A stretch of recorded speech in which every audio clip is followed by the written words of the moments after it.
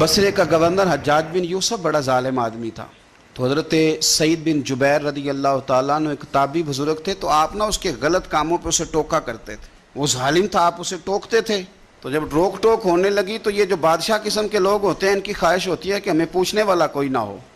روک ٹوک بڑی تو اس نے بلا لیا حضرت سعید بن جبیر رضی اللہ تعالیٰ عنہ کو، بلا کے کہنے لگا میں آپ کو قتل کروں گا۔ تو آپ فرمانے لگے جس طرح تو مجھے قتل کرے گا نا، میرا رب بھی تجھے اسی طرح ہی قتل کرے گا۔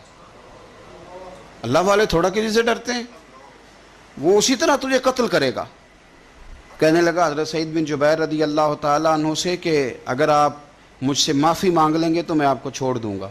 تو آپ فرمانے لگے معافی تو میں روز مانگتا ہوں، پر صرف اپنے رب سے، تجھ سے کاہے کی معافی مانگوں، کس بات کی تجھ سے معافی مانگوں؟ کہنے لگا پھر آپ بعض جلاد سے کہنے لگا اسے قتل کرو۔ آپ نے ہنسنا شروع کر دیا، تو وہ کہنے لگا ہنستے کیوں؟